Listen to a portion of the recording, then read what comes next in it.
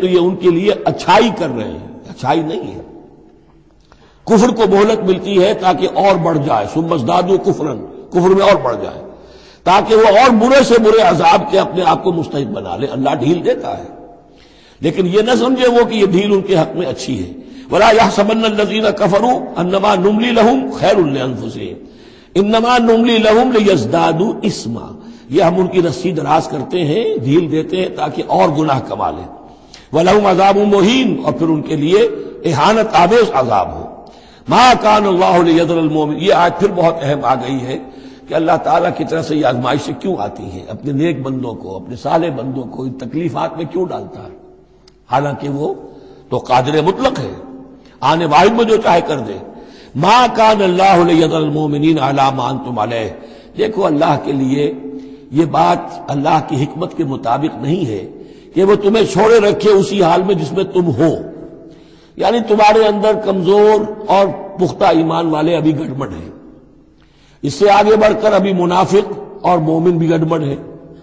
یہ گڑبڑ جو جبیت تمہاری ہے، یہ آگے چل کر اگر اس کو پاک نہ کر دیا جائے، اس کے اندر سے یہ تمام ناپاک عناصر نکال نہ دیے جائیں، تو آگے کے جو اور مشکل کٹھن مقامات آ رہے ہیں، آگے تمہیں سلطنت روما سے ٹکرانا ہے، تمہیں سلطنت کسریٰ سے ٹکرانا ہے، ابھی تو یہ چھوٹی موٹی چیزیں جو ہو رہی ہیں درون ملک عرب، تو تمہارے لیے یہ ضروری ہے کہ پرج ہوتی رہے، اور وہ پرج ہوتی ہے انہی آزمائشوں کے ذریعے سے۔ ما کان اللہ لیذر المؤمنین علی ما انتم علیہ، یہ اللہ کا طریقہ نہیں ہے، سنت نہیں ہے کہ وہ تمہیں چھوڑے رکھے اہل ایمان اسی حالت میں جس پر تم ہو، حتی یمیز الخبیث من الطیب، جب تک کہ خبیث علیحدہ نہ ہو جائے طیب سے، کھل جائے۔ یہ خبثاء ہے، یہ منافقین ہیں، یہ وہ لوگ ہیں، یہ ففتھ کالمسٹ ہیں، بات واضح ہو جائے، اور صرف صادق الایمان لوگ وہ بالکل نکل کر علیحدہ ہو جائے۔ وما کان اللہ لیطلعکم علی الغیب، اور اسی طریقے سے اللہ تعالیٰ کی یہ بھی طریقہ نہیں ہے کہ غیب کی خبریں تمہیں دے، لیکن اللہ یجتبی من رسلہ من یشاء، ہاں یہ معاملہ اللہ تعالیٰ نے کہ غیب کے حالات کی اطلاع دینا یہ اپنے رسولوں کے لیے رکھا ہوا ہے، جس کو وہ چن لیتا ہے رسولوں میں سے وہ غیب کے حالات بھی بتاتا ہے۔ وہ غیب ان کو از خود معلوم نہیں ہوتا، اللہ کے بتانے سے معلوم ہوتا ہے۔ یعنی یہ کہ ان آزمائشوں میں کیا حکمتیں ہیں، کیا اس میں تمہارے لیے خیر آ رہا ہے، ہر چیز ہر ایک کو نہیں پڑھائی جائے گی بچوں کی طرح، البتہ یہ کہ یہ چیزیں ہم رسولوں کو بتا دیتے ہیں۔ فآمنوا باللہ ورسلہ، تمہارے لیے طریقہ صحیح کیا ہے؟ ایمان پختہ رکھو اللہ پر اور اس کے رسولوں پر۔ وَإِن تُؤْمِنُوا وَتَتَّقُوا فَلَكُمْ أَجْرٌ عَظِيمٌ، اور اگر تم یہ دو شرطیں پوری کر دو گے، ایمان میں ثابت قدم رہو گے، تقوی پر کاربند رہو گے، تو تمہارے لیے بہت بڑا اجر ہے۔ وَلَا يَحْسَبَنَّ الَّذِينَ يَبْخَلُونَ بِمَا آتَاهُمُ اللَّهُ مِنْ فَضْلِهِ هُوَ خَيْرًا لَّهُمْ، اسی طرح نہ سمجھے وہ لوگ کہ جو بخل کر رہے ہیں اس مال کے ساتھ جو اللہ نے انہیں دیا ہے اپنے فضل میں سے، کہ یہ ان کے لیے خیر ہے۔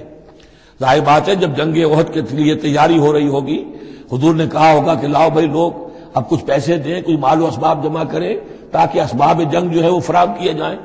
اب جو ان میں سے غنی تھے، ان میں سے جن لوگوں نے بخل کیا، اب ان پر اشارہ ہو رہا ہے کہ انہوں نے بخل کر کے بچا لیا، وہ یہ نہ سمجھے کہ یہ کوئی اچھا کام کیا ہے۔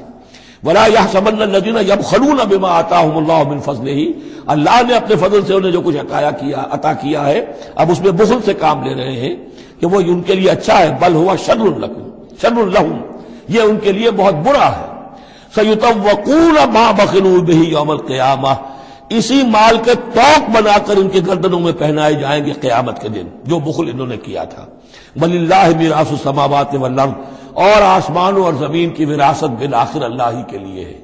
آج یہ تمہارے پاس ہے، یہ میرے پاس ہے، بالآخر سب کچھ اللہ کے لیے رہ جائے گا، ہم نہیں ہوں گے، ہمارے بعد کسی اور کا، پھر کسی اور کا، اور پھر یہ سارا مال و اسباب ہاتھ بدلتے ہوئے بالآخر میراث تو اللہ کی ہے۔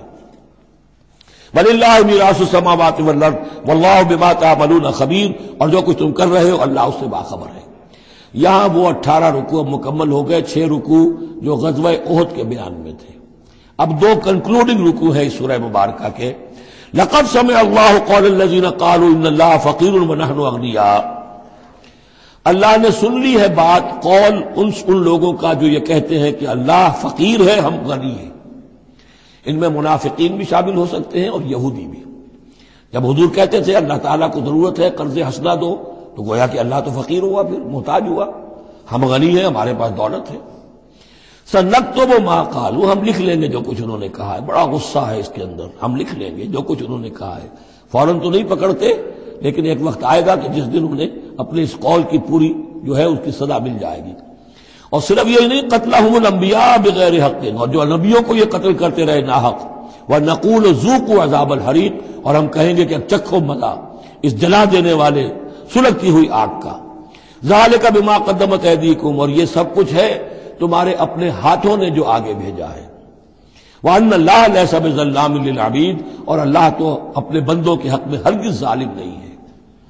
الَّذِينَ قَالُوا إِنَّ اللَّهَ عَهِدَ إِلَيْنَا، یہ گویا کہ پھر یہود کی طرف رخ ہو گیا ہے، جیسا کہ اس صورت میں پہلے تھا. اس رکوع میں 19ویں میں جو لوگ یہ کہتے ہیں کہ اللہ نے ہم سے ایک عہد لے لیا تھا، اللہ نؤمن لرسول حتی یاتینا بقربان تاکلہ النار، کہ ہم کسی رسول پر ایمان نہ لائیں جب تک کہ وہ ایسی قربانی پیش نہ کرے جسے آگ کھا جائے.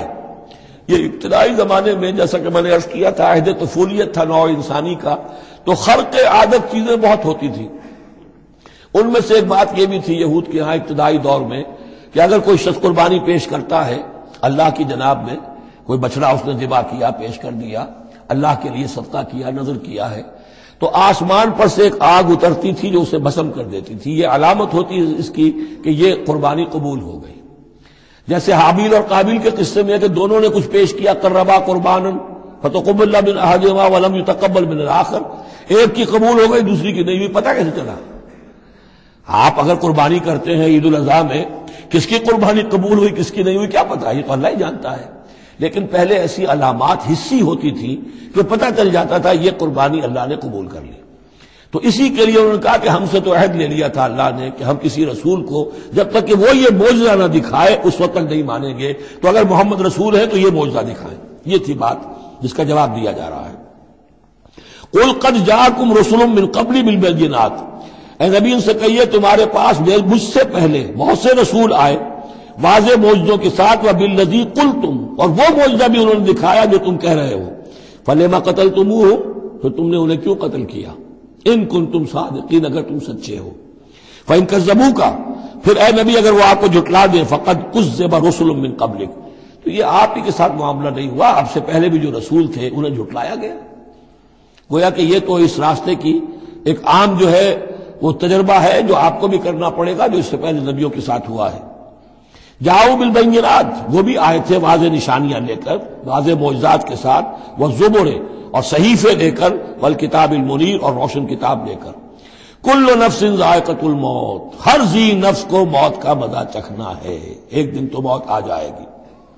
وانما توفون اجورکم یوم القیامہ، اور دوسری بات تمہیں لازماً تمہارے اجر پورے پورے دے دیے جائیں گے. انما توفون اجورکم یوم القیامہ، قیامت کے دن.